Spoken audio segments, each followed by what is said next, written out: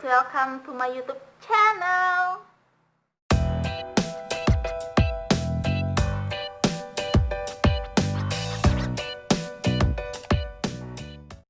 Kembali lagi sama aku Mega Jonimen. Di video kali ini aku akan membahas tentang tips and trik cara mendapatkan IPK 4.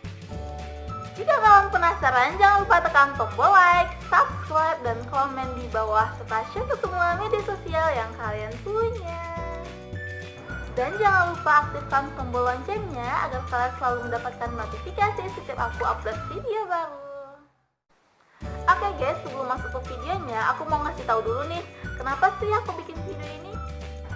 Jadi, tujuan aku bikin video ini adalah untuk memotivasi kita semua agar lebih giat belajar dan lebih semangat untuk menggapai cita-cita. Oh iya guys, video ini aku buat berdasarkan pengalaman pribadi aku dan semoga video ini dapat bermanfaat dan menginspirasi kalian ya. Jadi, jika kalian benar-benar menerapkan 8 tips and trik yang aku kasih ini, maka 99% kemungkinan kalian bakal bisa mendapatkan IPK 4 dengan lebih mudah. Jadi jangan di skip dulu ya videonya, tonton sampai habis.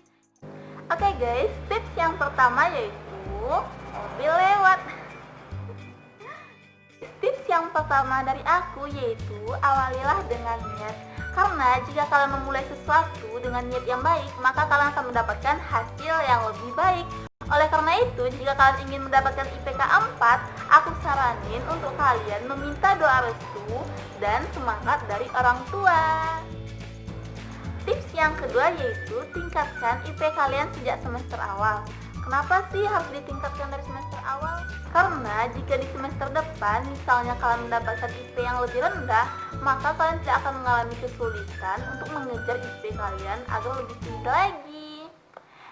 Bukan berarti nih untuk kalian yang saat ini berada di semester 4, 5, dan seterusnya tidak memiliki kesempatan yang besar untuk mendapatkan IPK 4. Karena jika kalian memulainya dengan niat yang sungguh-sungguh, maka tidak ada hal yang tidak mungkin selagi kalian berusaha dan selalu berdoa.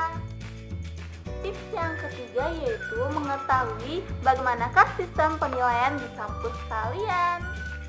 Contohnya nih, di kampus aku, khususnya Fakultas Hukum, sebagian dosen menggunakan sistem penilaian dengan menitik beratkan kepada 4 indikator.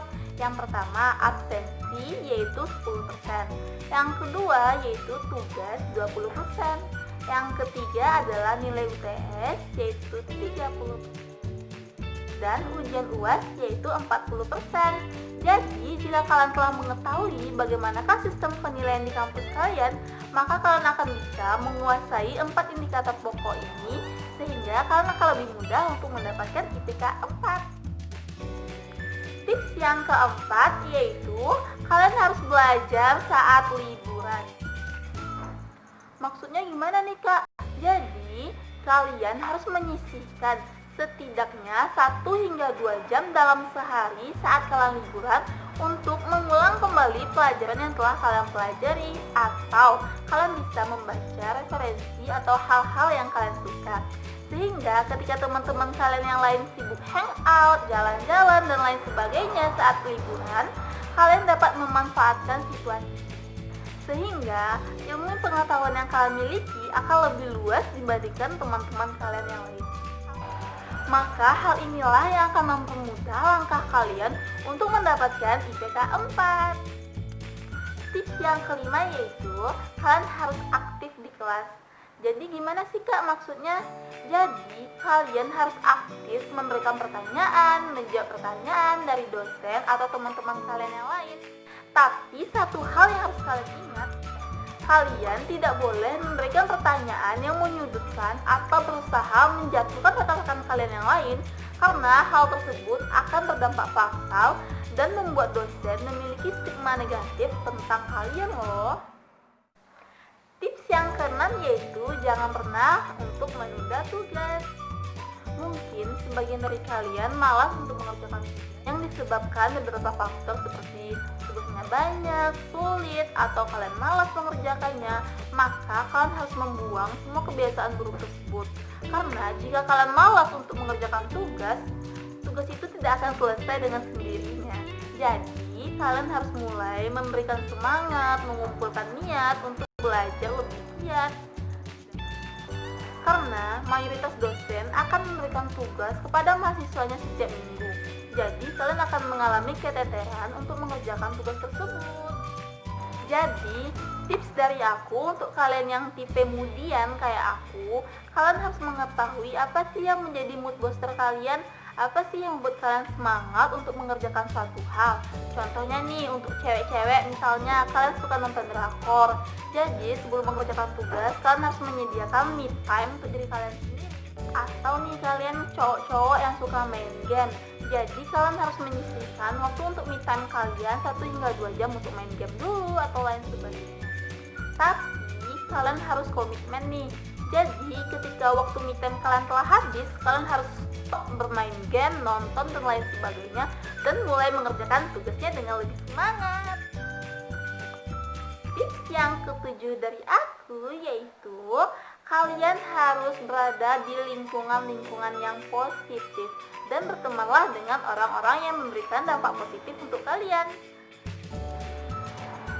Karena lingkungan memiliki pengaruh yang penting terhadap sikap dan pola pikir kalian. Jadi misalkan nih kalian memiliki teman-teman yang hobinya bikin kalian malas belajar dan lain sebagainya, maka kalian harus membentengi diri kalian untuk menjauhkan diri dari hal-hal negatif yang akan merusak cita-cita dan harapan kalian untuk mendapatkan IPK 4. Tapi, hal yang harus kalian ingat, kalian tidak harus meninggalkan teman-teman kalian yang saat ini, walaupun nih dia memberikan dampak negatif untuk kalian. Melainkan kalian harus mampu menjadi agent of change yang memberikan perubahan kepada teman-teman kalian, sehingga kalian sama-sama lebih semangat belajar, lebih semangat untuk menggapai impian, cita-cita, dan target yang telah kalian susun. Tips yang ke-8 dan tips yang terakhir yaitu kalian harus memahami bagaimana sih sistem penilaian dari dosen kalian itu. Karena terdapat beragam tipe-tipe dosen, seperti ada dosen yang dominan terhadap tugas, ujian, absensi, dan lain sebagainya. Jadi, kalian akan lebih mudah untuk mengetahui cara untuk mendapatkan IPK 4. Namun, satu hal yang harus kalian ingat, bagaimanapun tipe dosen yang kalian dapatkan, bagaimanapun sikap beliau, kalian harus menghormati dosen tersebut sebagaimana kalian menghormati orang tua kalian di rumah. Karena dosen adalah orang tua kedua kalian di masa perkuliahan. Jika kalian memiliki tips yang lain, boleh komen di bawah ya. Oke guys, see you on my